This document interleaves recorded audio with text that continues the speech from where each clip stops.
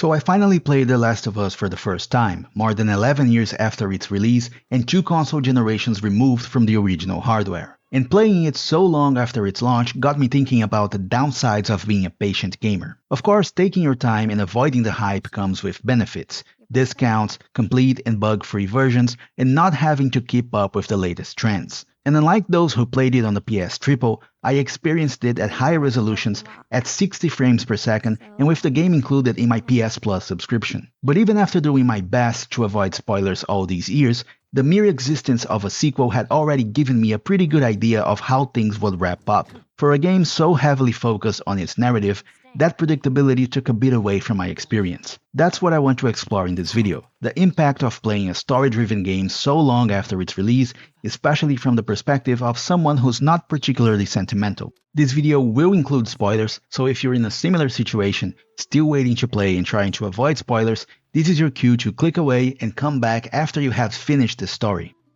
Even though I didn't play at launch, I always knew I'd want to experience The Last of Us someday, so I did my best to avoid spoilers. But with social media and its algorithms, a few things inevitably slipped into my feed, including that spoiler from the second game. That said, I was pleasantly surprised by how much I didn't know. Still, never truly worrying about Joel or Ellie's fate did impact how emotionally invested I was in certain parts of the game. A disappointing surprise for me was the gameplay. Having played all 4 Uncharted games, also developed by Naughty Dog, I thought I knew what to expect. I assumed the combat would be at least as satisfying as in Uncharted, but that wasn't quite the case. I would have preferred a more deliberate cover system, with a dedicated button to duck in and out of cover. While the slower pace suits the game's tone, having greater control over combat is always welcome. It also carries over some Uncharted habits, like boosting characters to high ground or pulling chains to open doors. These moments aren't too frequent, but once you notice them, they start to feel repetitive.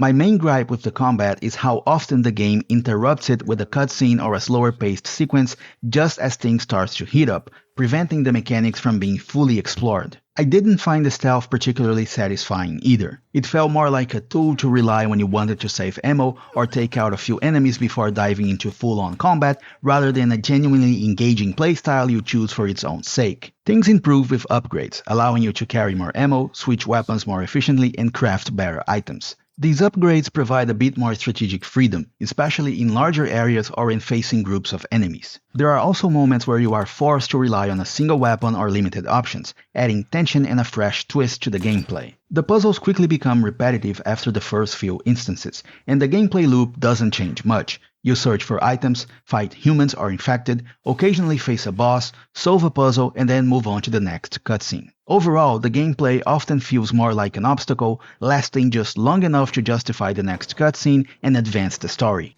Despite some gameplay disappointments, there are plenty of aspects of the game that truly shine. Which brings us to the story. I'm not going to recap everything because Joel and Ellie are already pop culture icons, and there's even an HBO series, which I started watching after finishing the campaign. My focus is on how the timing of my first playthrough shaped my experience. While knowing about a sequel didn't ruin everything, there were plenty of surprises I didn't see coming. Knowing that Joel and Ellie would make it through and remain on good terms took away much of the tension. Still, the story kept me engaged. The bigger surprise, and perhaps the highest praise I can give this game's storytelling, is how it gradually turned me into a pessimist. Every time a new character appeared, I expected the worst. I couldn't always predict how things would unfold, like with the brothers, whose story took a turn I never saw coming, but I found myself distrusting everyone and everything. In a strange way, it put me right in Joel's mindset. The notes and audio logs scattered throughout the campaign helped flesh out what happened, often revealing that things were even worse than they initially seemed. Plus, Ellie's questions and Joel's grim answers further paint a vivid picture of what the survivors endured,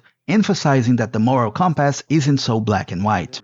There's no denying it, the game's cinematic quality is impressive. The art direction, voice acting, motion capture, and sound design are all top-notch. From the facial animations and camera angles to the perfectly timed pauses and silences, every detail works to elevate the storytelling. It's no surprise the game made such a seamless leap to television. Visually, the game is also stunning, especially in the new PlayStation 5 remake. It even made me curious to check out the original PS3 game to appreciate how the developers pulled it off back then. Even though I'm not the most emotional player, and I don't think any game has ever made me cry, and despite the slightly disappointing gameplay, I still had to see what happened next. That's high praise for how well the story is crafted and delivered. Switching to Ellie's perspective for certain segments was a welcome change, adding fresh dynamics to the gameplay. But once again, I found myself suspicious of everyone around me, and with good reason. Finally, once I reached the climax and learned that Ellie's procedure was far more invasive than a simple blood sample, and knowing there was a sequel, the outcome became obvious. Joel, who starts off detached and disillusioned,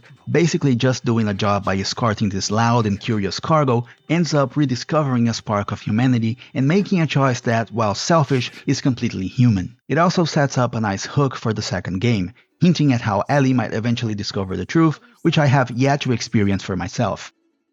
I'm certainly not going to claim it's a bad game. It absolutely deserves all its success and critical acclaim. I just wish the gameplay had been more interesting, and I have no urge to replay it for the gameplay alone. Fortunately, it seems like Part 2 addressed a lot of these issues, but I haven't tried it yet. And speaking of Part 2, I've already been spoiled on a major plot point, likely the one most of you know about, but I imagine there's still plenty I have yet to find out. My main issue with The Last of Us isn't really about the game itself, it's about the impact it had on Naughty Dog and even Sony. Naughty Dog is one of the most talented studios out there, and seeing them spend the last 10 years basically making 2 new games and multiple parts, remakes, and remasters of The Last of Us is disappointing. That's why I think it's a step in the right direction that they're working on a new IP, though it's too early to say much based on just a teaser.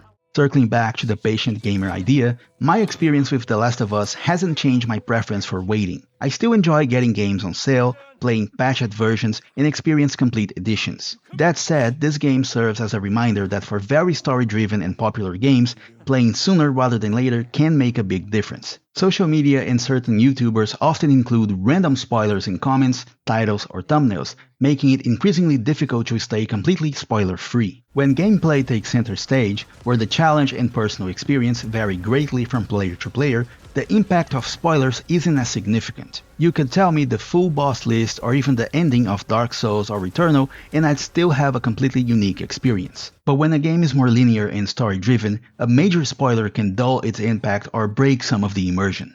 In the end, The Last of Us serves as a reminder that for highly popular story-driven games, playing sooner can significantly enhance the experience. Now, what about you? Have you ever waited years to play a game only to have it spoiled in a way that affected your overall experience? If so, let me know in the comments below.